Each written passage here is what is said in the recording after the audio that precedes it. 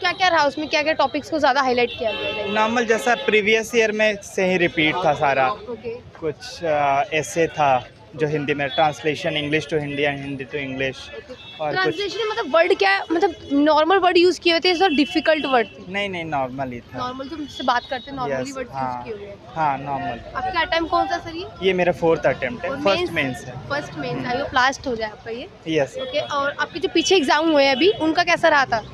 अच्छा रहा मेरा। तो लेवल ठीक लगा है आपको? हाँ ठीक पेपर था। अभी तक के जो मेंस आपने दिए हैं उसमें कोई सा एग्जाम में ऐसा लगा कि सेटिस्फेक्शन नहीं मिला एग्जाम से, ऐसा कोई सा लगा पेपर? अभी तक तो ऐसा नहीं है, कल का थोड़ा इम्पोर्टेंट है ऑप्शनल का। बिल्कुल, हाँ, कल इम्पोर्टेंट बहुत हाँ ज़्यादा है। जीएस का तो काइंड ऑफ ठीक ही रहा सबका। ओके, अच्छा ये बताइए कि जो हिंदी लैंग्वेज है ये तो पता है सबको कंपलसरी है, कोई दिक्कत नहीं होती है ना, तो आपको ये इसलिए कि क्वालिफाई नेचर है तो उसके लिए आपको कोई ज़्यादा स्पेशल प्रिपरेशन तो नहीं किया आपने, मतलब या ऐसे वगैरह? एक्चुअली मेरा ऑप्शनल हिंदी लिटरेचर है, तो ओके, तो आपको पर्सनली कवर हो मुझे गया, उसके साथ कवर हो मुझे गया। कोई कुछ नहीं ओके, तो उसके लिए ये क्वालिफाई नेचर है, तो कैंडिडेट्स के लिए कुछ बोलना चाहेंगे? था। Yes, all the best, thank you. Thank you so much. Paper तो इजी लग रहा था। ओके, और ये आपका अटेम्प्ट कौन सा है सर? फर्स्ट अटेम्प्ट है। फर्स्ट अटेम्प्ट में first time mains I hope last भी हो जाए आपका।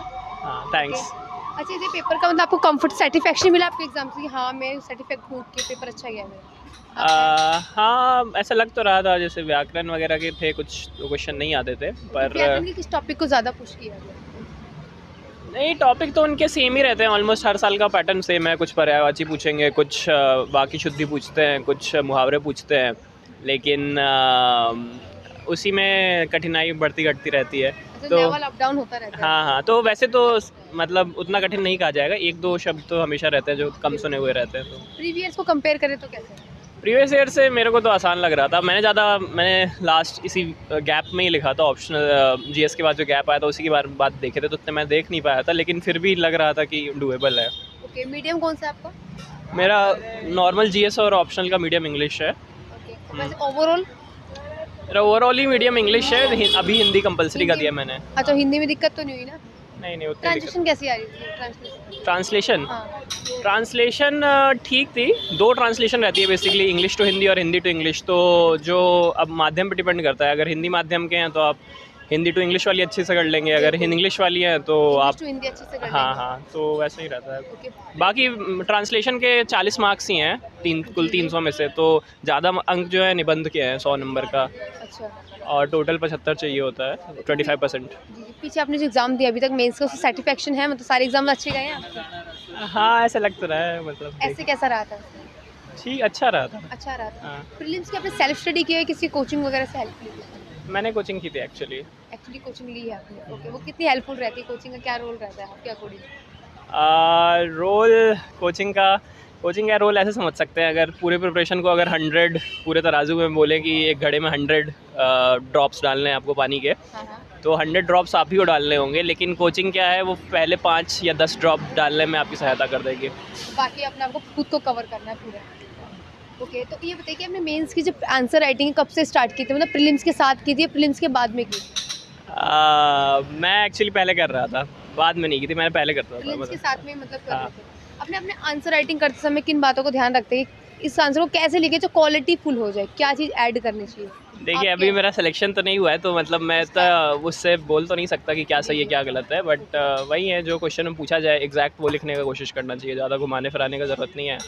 और पॉइंट मतलब लिखना होगा। हाँ, और जितना आपका कंटेंट डिफरेंशिएटेड होगा, जेनरिक कंटेंट नहीं होगा, जितना फैक्ट्स ज़्यादा है उसमें, कमिटीज़ ज़्यादा है, एग्जाम्पल ज़्यादा है, तो उससे इनरिच होता है आंसर, तो वो डिफरेंस कर देता है हाफ मार्क्स 1 मार्क्स का। ओके, अच्छा ऑप्शनल सब्जेक्ट आपने क्या सोच के चॉइस की? इंटरेस्ट के अकॉर्डिंग या बैकग्राउंड के अकॉर्डिंग?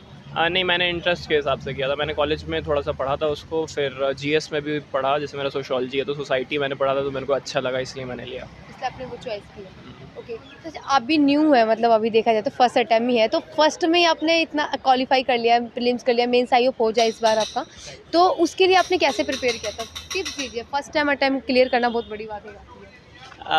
टिप्स जैसे प्रीलिम्स स्पेसिफिकली, क्योंकि मेंस का तो मेरे पास रिजल्ट नहीं है एज अ टेस्ट बनी, बट प्रीलिम्स का मेरे को लगता है। सो हेलो फ्रेंड, जो भी स्टूडेंट 2024, 25, 26 में यूपीएससी की तैयारी करना चाहते हैं या कर रहे हैं और कोई कोचिंग ज्वाइन करना चाहते हैं, तो मैं आपको रिकमेंड करूँ ओनली आईएएस, जो आपके बजट में और बहुत ज़्यादा कम प्राइस में आपको यूपीएससी का फुल कंटेंट प्रोवाइड करा रहे हैं। इनका एक बैच है प्रारंभ बैच, जिसके अंदर आपको प्री और मेंस इंटरव्यू तीनों की तैयारी कराई जाएगी। इसके अंदर आपको काफ़ी सारी अच्छी क्वालिटी में आपको कंटेंट मिलेगा। इनका एक सीसेट का भी कोर्स है, आप उसको ज्वाइन करना चाहो तो उसको भी ज्वाइन कर सकते हो। इसमें आपको सीसेट की प्रॉपर तरीके से प्रिपरेशन करवाई जाएगी, हर एक चीज़ को आपको प्रोवाइड कराया जाएगा इस कोर्स के अंदर। इनका ऑप्शनल कोर्स भी है, आप उसको भी ज्वाइन कर सकते हो। जो भी आपका ऑप्शनल है वो आपको हिंदी और इंग्लिश मीडियम दोनों में आपको प्रोवाइड कराया जाएगा। ये सभी कोर्स आपको काफ़ी कम प्राइस में मिल रहे हैं। अगर आपको और भी अच्छा डिस्काउंट चाहिए तो आप मेरा कोड यूज़ कीजिए EDUFACT। अगर इस कोड को आप लोग यूज़ करते हो और भी ज़्यादा आपको डिस्काउंट मिलेगा। डिस्क्रिप्शन में लिंक है, आप जाके वहाँ पे परचेस कर सकते हैं इस कोर्स को और अपनी तैयारी को और भी ज़्यादा अच्छा कीजिए। लगता है कि टेस्ट पेपर्स जितने दिया जाए उतना हेल्पफुल होता है, क्योंकि एट द एंड 100 क्वेश्चंस में से 30-40 क्वेश्चन के बाद वो मुश्किल हो जाता है करना। उसके बाद इंट्यूशन, गेसिंग और ये सब का रोल रहता है कि क्लोजेस्ट आंसर आप क्या मार्क कर सकते हैं विथ लिमिटेड नॉलेज। तो वो टेस्ट सीरीज़ के थ्रू आता है ऐसा लगता है मेरे को। तो अराउंड मैंने जैसे 30-40 टेस्ट दे दिए थे लास्ट के 1 मंथ में, तो उससे मेरे को लगा कि हेल्प हुआ काफ़ी। ओके, अच्छा आपने क्या सोच के ये सिविल सर्विस ज्वाइन करने की सोची? पहले से सर्विस में है या कहीं से मोटिवेशन मिला है? कई फैक्टर्स है। एक सबसे वन ऑफ द थिंग तो सर्विसेज है, क्योंकि पहले मैं कॉर्पोरेट सेक्टर में था, कुछ महीने मैंने उसमें काम किया हुआ है। तो उससे छोड़ के आने का एक पर्पस ये था। बाकी मेरे एल्डर ब्रदर भी सर्विस में है, तो एक उनसे प्रेरणा मिलती है। और तीसरा मैं कहूँगा कि ओवरऑल जो प्रेस्टीज है इस सर्विस की, जिस नज़र से देखा जाता है इसको, जितना इम्पैक्ट ड्राइव कर सकते हैं, ये सब कुल मिला के बहुत सारे एक बिंदु को संकेत करना तो मुश्किल है। तो काफ़ी जगह से आपको मोटिवेशन मिला है। ओके, तो कैंडिडेट्स के लिए कुछ मैसेज देना चाहेंगे जो न्यू है आपकी तरह? सी सेट की प्रिपरेशन कैसी की? सी सैट मेरा एक्चुअली मैंने जो स्कोर कैलकुलेट किया था उसमें एकदम बाउंड्री पे ही था। तो मेरे को पता नहीं है, लेकिन काफ़ी क्लोज मार्जिन से ही क्लियर होगा। मेरे जीएस में अच्छे मार्क्स थे, 100 के आसपास बन रहे थे, बट सी सैट में 70 to 75 के बीच में था। आपका ये फर्स्ट टाइम है, मैंने जहाँ तक पीछे भी रिव्यू लिया था प्रीलिम्स का, तो सी सेट काफ़ी टफ भी बता रहे थे इस बार। करेक्ट, प्रीवियर्स को देखे तो करेक्ट बिल्कुल सही है। तो मैंने मैं जैसे टेस्ट में ऐसा करता था कि मैथ्स करता था, कॉम्प्रहेंशन नहीं करता था। मेरे को लगता था कि मेरा मैथ्स स्ट्रॉन्ग है तो मैं उससे कर लूँगा। But on the day of the exam मैंने देखा था कि एक बार मैंने दिया मैथ्स को, बहुत कम क्वेश्चन हो पा रहे थे। तो मतलब मैंने अपना अप्रोच थोड़ा एजाइल रखा था, ये नहीं कि ईगो पे ले लिया कि नहीं मैथ्स ही करना है। मैंने कॉम्प्रहेंशन पे शिफ्ट कर लिया था और कॉम्प्रहेंशन सारे अच्छे से कर लिए थे। बाद में पता चला कॉम्प्रहेंशन ईजी था। तो एक तो सबसे बड़ा message, not just for the CSAT but in general for the exam process, की कीप योर सेल्फ एजाइल। कोई एक स्टिक पे मत, एक चीज़ पे मत कि ये सब्जेक्ट मेरा अच्छा है, ये ख़राब है।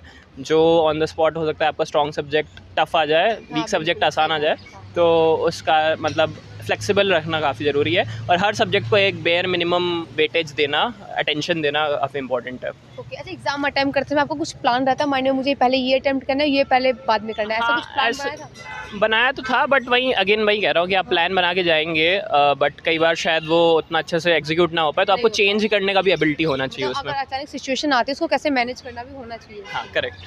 ओके, तो कुछ लास्ट मैसेज कैंडिडेट्स के लिए? काफ़ी कुछ बोल दिया है। कुछ लास्ट बोलना चाहें? ऑल द बेस्ट सबको। और आपको भी thanks. Thank you so much. Language कैसी आ रही है? इजी थी, इजी आ रही है? हिंदी मीडियम वालों के लिए इजी है। और आप हिंदी मीडियम से ही है? नहीं, इंग्लिश मीडियम से हूँ, मीडियम लेकिन आपका इंग्लिश है? अच्छा, ठीक है। तो आपके लिए हिंदी डिफिकल्ट तो नहीं लगी? आपकी नहीं, English difficult medium? Okay, optional subject आपने क्या रखा है? Political science. पॉलिटिकल का ऑप्शनल का कल पेपर है। ऑल द बेस्ट इसके लिए। Thank आपका कौन you. सा टाइम है वैसे ये? मेरा छठा अटेम्प्ट। मेंस कौन सा लिख रहे हैं आप? दूसरा। दूसरा मेंस है। ओके, अच्छा ट्रांसलेटर वगैरह जो आ रहा था वो इजी था, वर्ड वगैरह थोड़ा डिफिकल्ट थे?